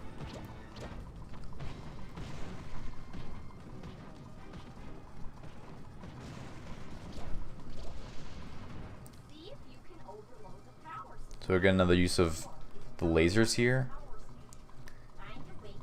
We can save like energy on our laser by just going really close and activating it. It'll charge it for less time, and we can just really quickly just go over here and just hit the next one.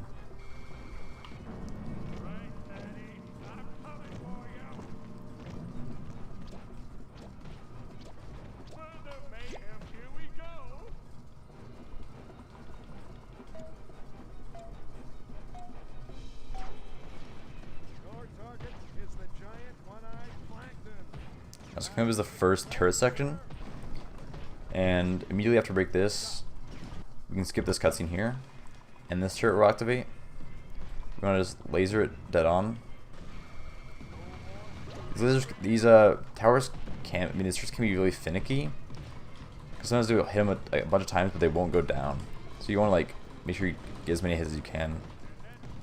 Like that took a while to kill, but usually it's not that. It doesn't take that long.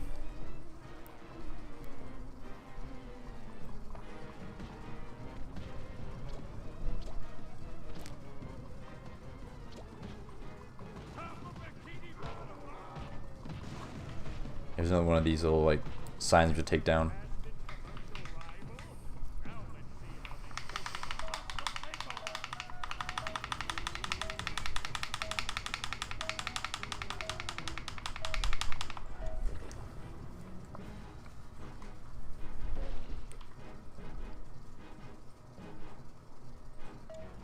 So here I'll show you an instance of using the stomp.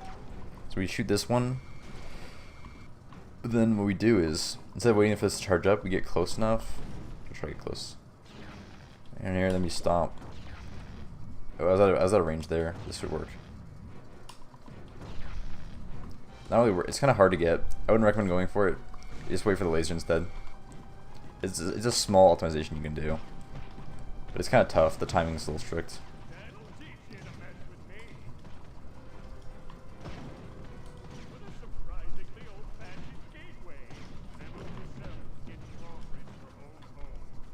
I want to avoid going over those little pipes in the ground, the small ones, because they'll make us trip and that loses a lot of time. So we have more of these little energy towers coming up here, and we can actually get them all three of them with one laser. The timing is a little bit tough though, but you can pretty easily get two. But I'll try to go for the three, just to show it off. So you want to stand like in the middle of all three of them, and then. I got two there. It's kind of, you have to like, the timing's tough, but since you're just waiting around, you want to make sure you're moving around a lot and destroying stuff because your laser charges faster that way. And just that. Now we're coming up to near the end of this section. We're gonna do one more battle with turrets. This last turret section can be really nice to you, or it can be really like mean and not want to cooperate.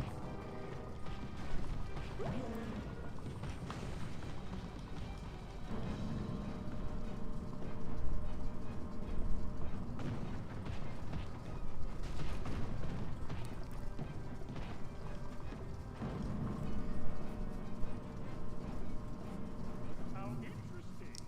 Turrets to destroy.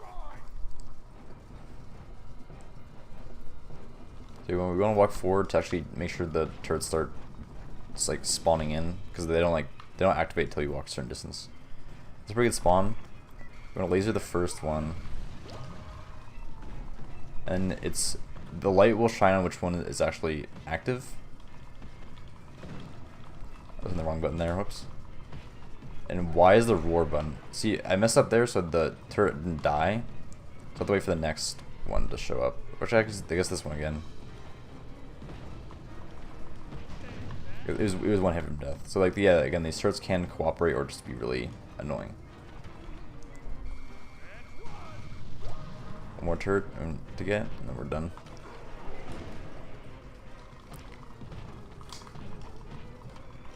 That one was really weird. He went down really quick. Like I said, these turrets can be really finicky.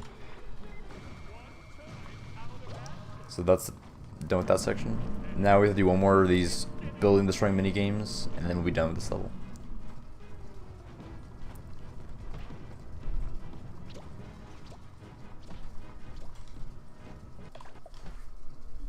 Again, like I said, you want to actually do these mini games. It's faster to do them than to it's waited out.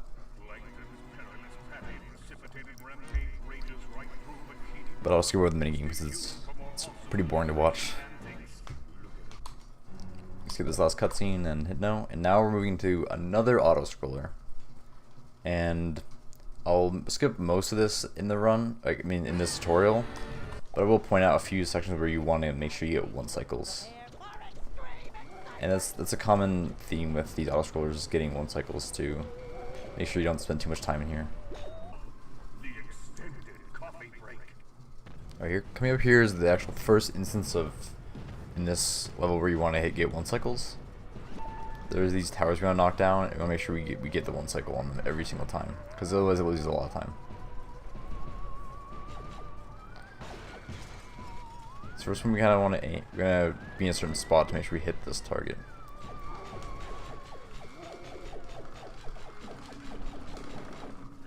And when they fall down, you can skip the cutscene. That's one you want to get. The second one's a little bit easier than the first one. So I'm running low on fuel, which is not good. If you want to aim up high and just spam A and skip the cutscene, and that's that 1 cycle for that level. Alright, so we're entering the last part of It Came from Kitty Bottom, and this is another part where it's really important to get 1 cycle, because you lose a lot of time if you don't. So I'll try my hardest to get it here. So you're gonna want to mash A a lot here.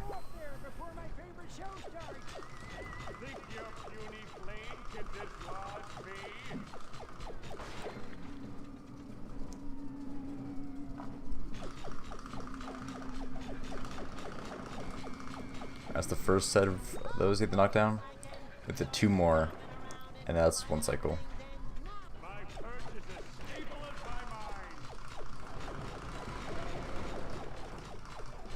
I missed 1 cycle there, but that's fine. It's better to miss 1 cycle on the first set of the things you knock down, because you come back here anyway. But missing that one I missed in this tutorial here is probably the worst one you miss. I only have like 1 hit away from being destroyed. Skip cutscene, that's that level. Now we're on to Rooftop Rumble. This is a really cool level. Has a lot of cool skips in it. Some of them are harder than others though. But I will be showing off all of them.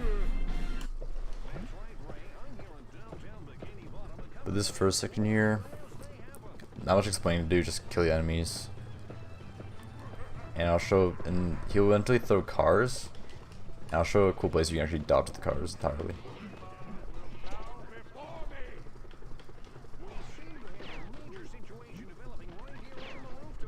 If we stand right here, that's the place we can dodge cars when it happens.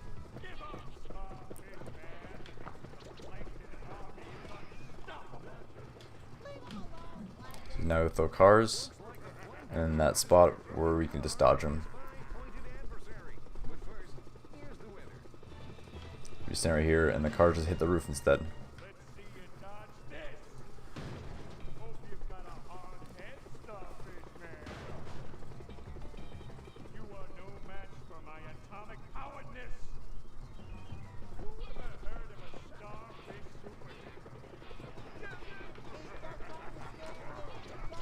I was gonna put sleepy seed, but I don't need it. It's a collectible for 100%, and also the category all sleepy seeds. Not useful for us in this at 9%.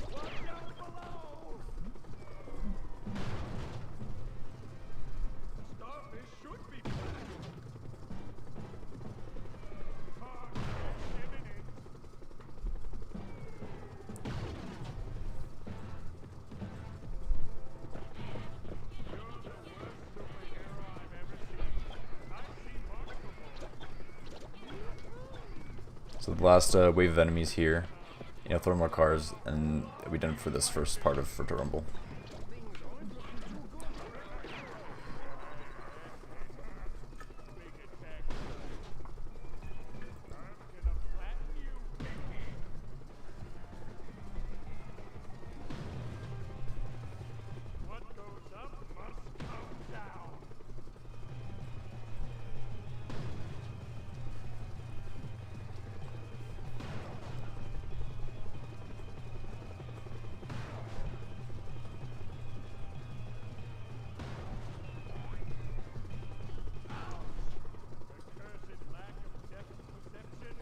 That's the first part to remember right there.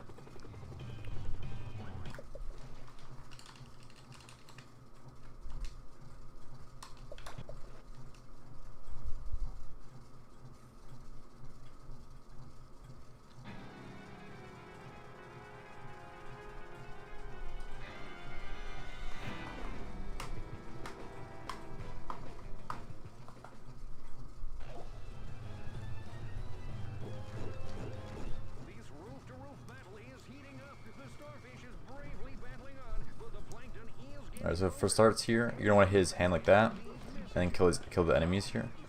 Because killing the enemies gets rid of the smoke here. And then we just want to hit the other hand and then hit the button. The best for this first cutscene is have the first little satellite there activate. Could make the cutscene go by faster. You want to use the Buster Trap to kill the enemies because you kill multiple really quickly.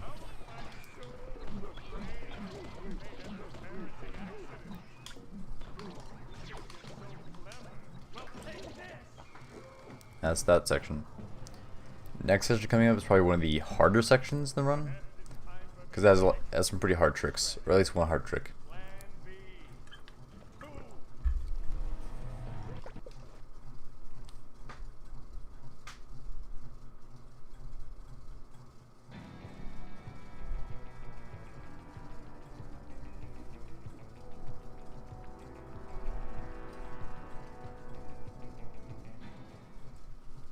This is the spotlight section here. We have to activate all these spotlights to activate these helicopters, and then we can move on to the next section. But we really only have to activate 2. So first thing here, I was lucky. You want to avoid the smoke. Hit this first button, and normally we blow this little fan here to activate the spotlight. But what we can do is called spotlight skip. If you jump on the spotlight and jump up on this invisible wall here, we can walk up and then jump over it like that. It's a pretty cool skip. And then this is a skip that is pretty hard, so for beginners I wouldn't recommend it. But you have this little pipe here. Wait for the smoke to stop blowing, and then you hold straight left and jump like that. It is a little hard, so it'll make me a few tries. There we go, just like that. But doing that skip, there's a bunch of enemies up here that you normally have to kill. Actually, you can see the hurt box is still here. But they don't spawn in, so you don't have to kill them and wait to blow these fans. Doing those skips makes it so Plankton just keeps laughing. Like you can hear him. It's pretty funny. Yeah. But that last skip I showed off, where you jump around on that pipe over past the smoke, it's pretty hard, so I wouldn't recommend it for your first run.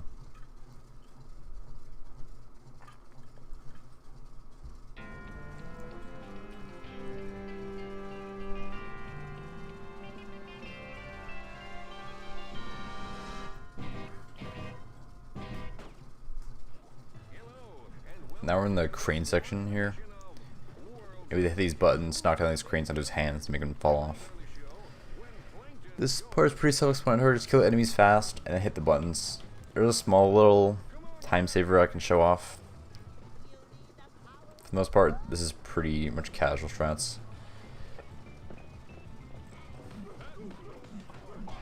You make him shoot a laser to knock down both at once. Like that. And hit the buttons. This is like, it's pretty easy stuff.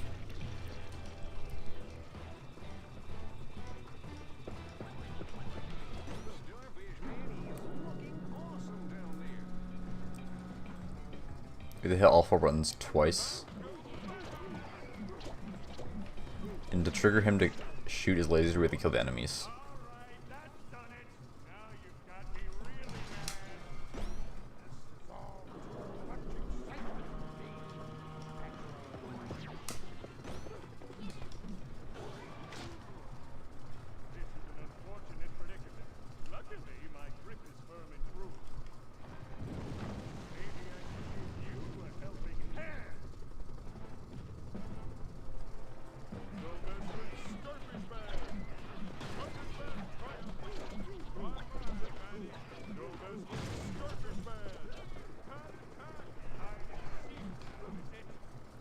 So the reason I'm staying on this button is to set up for a small little time saver coming up.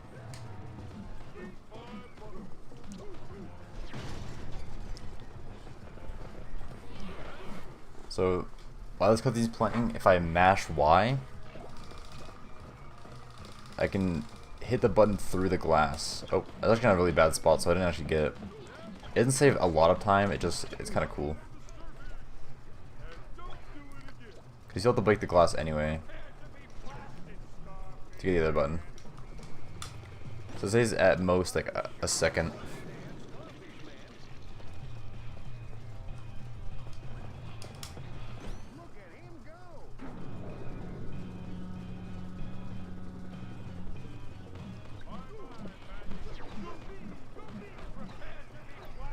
Last set of buttons here.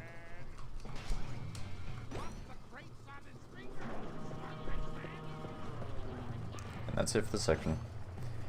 Then moving on to a section with a really cool skip, which we have to activate these lasers to shrink Plankton down to his normal size.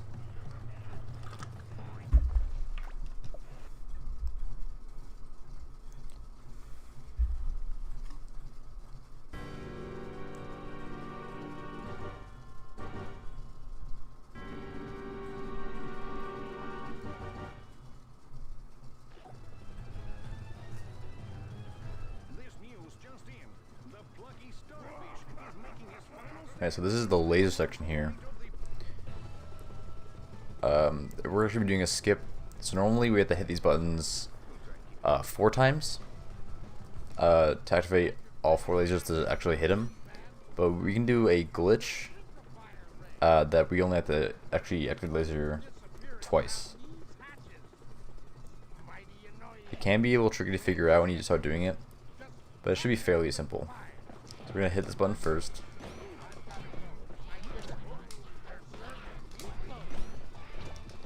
And then we're gonna go here. Before we activate the laser by hitting B, we're gonna go to the edge, jump around, and activate the laser from underneath. So during this cutscene, we're gonna fall down, and now we're gonna be on the death plane down here. We went past the death plane, and now we're on the ground, like on some collision down below. But we want to avoid out here, so we're gonna go off this ledge. We're gonna basically dash into the right, and we're gonna fall off here. And we're gonna avoid out. So now, we're going to hit the buttons again.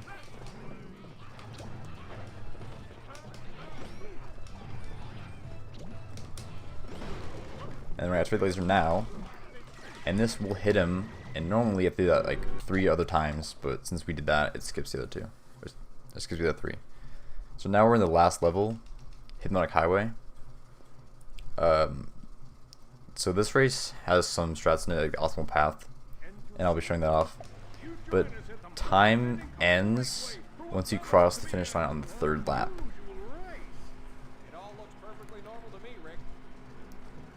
So like within the game, you can collect sleepy seeds, and those are used to unlock these other characters. The fastest character for the race is Plankton, but since we don't get all the sleepy seeds for the run, we have to use SpongeBob. But it only loses like 10 seconds of Plankton, so it's really fine. And if we went out of our way to get all the Plankton sleepy seeds, we'd be losing a lot of time. Yeah, just pay attention to like what boost I hit and how I drive the race.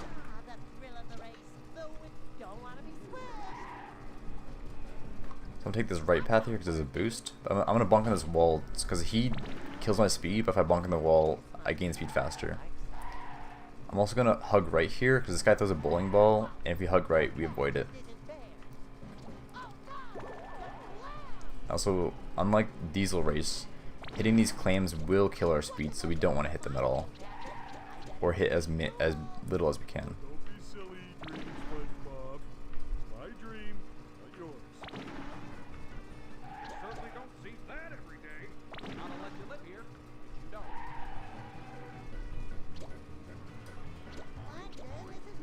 Do the right path here to get another boost. Your dream. Even a dunderhead like you must know it's my dream. 84 is a pretty good lap time for SpongeBob. I think you can get 83. For the second and third lap, I think you want 81. He certainly is, Rick, and that's because he knows that the prize for winning is this wondrous Patty trophy. And not only that, Dale, the only way this guy has been away from his dreams. So you hit the clam, it kills all my speed, so you don't want to hit clams at all. Like today wasn't weird enough. Now I'm racing through my own subconscious.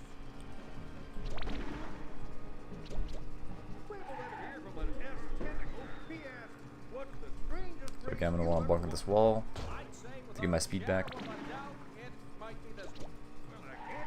gonna go through this guy's feet here. The guy, he'll throw a bowling ball third lap also, but only the first and third.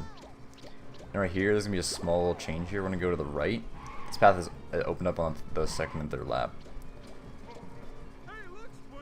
and it's faster than going around. Definitely my dream. Stop the beat, Plankton. My dream. That means I get to beat you. Sorry, Plankton, no thank you. This dream is all mine. Yeah, 81, like I said, is a good lap time for the second and third lap. He's a modern day superstar.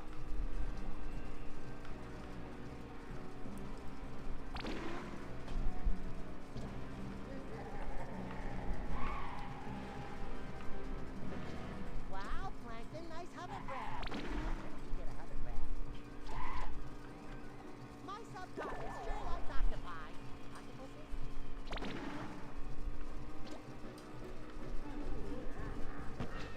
Hey, check out my wheels, man. We're gonna go between this guy's legs again, but this time we're gonna hug left, so we avoid the bowling ball. And again, we're gonna take this path up here. Another letter from a Mr. E. It's faster than going around. Where's me fry cook? Ha ha ha, that's a very good question. A very good question indeed.